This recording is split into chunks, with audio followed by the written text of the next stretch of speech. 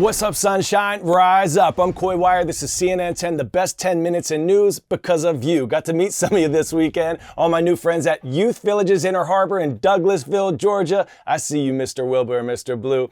All right, let's get you your headlines. Starting in Grand Canyon National Park, where flash flooding prompted the rescues of more than 100 people. Monsoon storms turned waterways into raging rivers of dangerous debris, endangering hikers, tourists, and tribes in the area. Search and rescue operations began after local authorities shut down the area to tourists. Arizona's National Guard used a Black Hawk helicopter to evacuate 104 tourists and tribal members from a canyon on the lands of the Havasupai tribe. Sadly, the body of a missing hiker was recovered along the Colorado River over the weekend. The Park Service and the Coconino County Medical Examiner are conducting an investigation. CNN meteorologists say no rain is in the forecast in the area in the coming days. And you may have spotted in a city near you security robots that are patrolling communities and buildings from New York to Hawaii.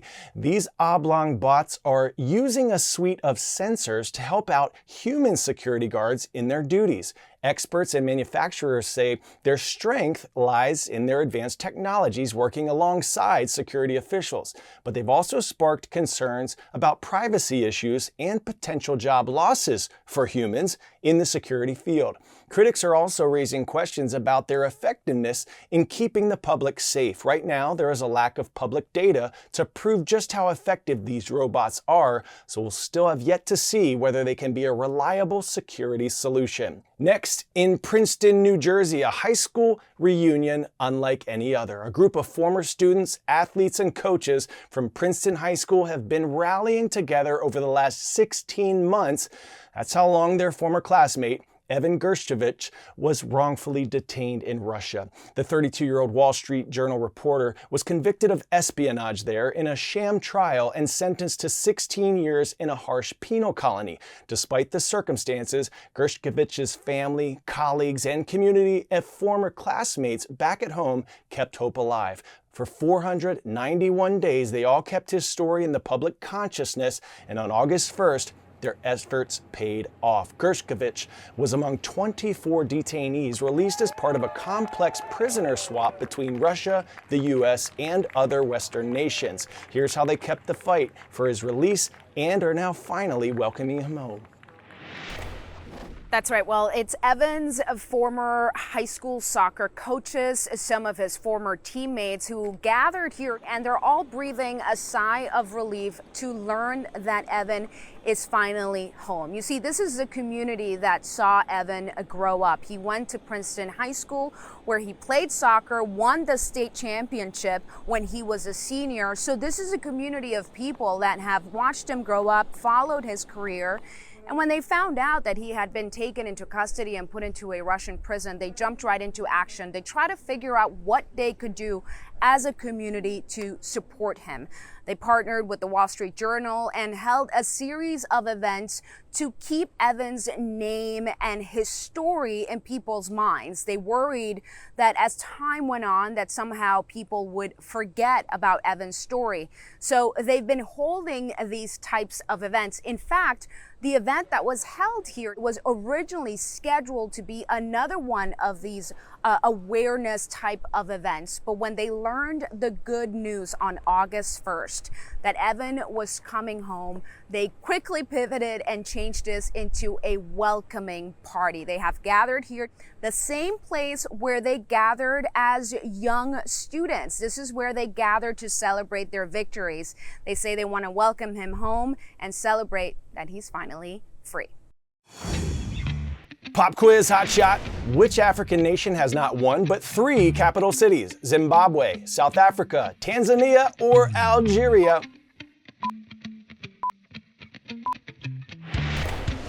South Africa has an executive, legislative, and judicial capital in Pretoria, Cape Town, and Bloemfontein, respectively.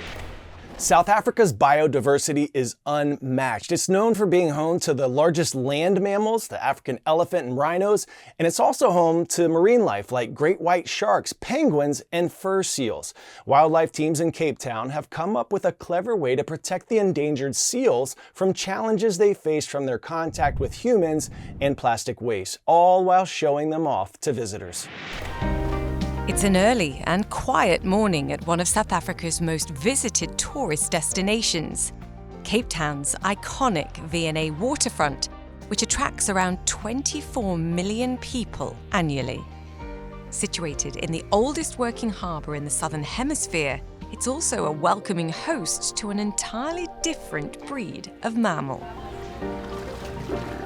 Over the past 20 years, we've had a population of wild Cape fur seals making use of our harbour, acting as an extension of our oceans, and to them, I really think they believe this to be their home. It's a stop-off point or a safe space. They're not habituated, but they move in and out as they please. Aside from playing the part of waterfront attraction, they also play a vital role within the marine ecosystem. They help balance everything out from being a prey source to being a predator themselves. They indicate how the health of the ocean is doing, and they give us a valuable insight how the bigger picture of our ocean health. Once heavily hunted, Cape fur seals are now a protected species in South Africa, and it's estimated that around 2 million inhabit the coasts of southern Africa. Still, they face significant challenges with climate change, human-wildlife conflict, and more recently rabies, all areas of concern. Here on the waterfront, a team from the nearby Two Oceans Aquarium looks after them. The program that we run here, the Marine Wildlife Management Program, is unique. It's the first of its kind in the world, where we are essentially reducing conflict between humans and animals within the space of a working harbour/tourist destination. We are the buffer. But one of the most widespread and tangible threats facing these curious creatures is plastic pollution. We are out here on our second patrol of the day, looking for any seals that have plastic around the neck in the hope that we can actually get them disentangled this morning. Removing the plastic items, which is most often commercial fishing debris, can be a challenge, so they have to get creative.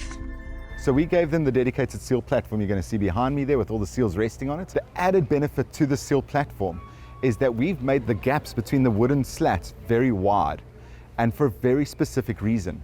We have around 100 seals a year that come into waterfronts with plastic entanglements, just like these, around their necks. But if they come and rest on our platform here with the wide slats, we get to climb into a wetsuit, swim below them, and disentangle them. And we use a very special tool for that. This is our cutter, and it is a hooked blade on the inside, very thin to fit through the wooden slats. And the idea is that we'll swim in a wetsuit underneath the platform. We poke this through the slat, hook it onto the entanglement, and give it a really good tug, and that'll snap it off the seal's neck. From the seal's point of view, he's resting in the sun. He'll feel a tug on his neck, he'll stand up, he'll bark at the seal next to him, and lie down again. He doesn't even know there was a human involved in removing this plastic off his neck. Brett Glasby says in 2023, they disentangled 124 seals at the V&A waterfront alone, a statistic that is increasing year after year.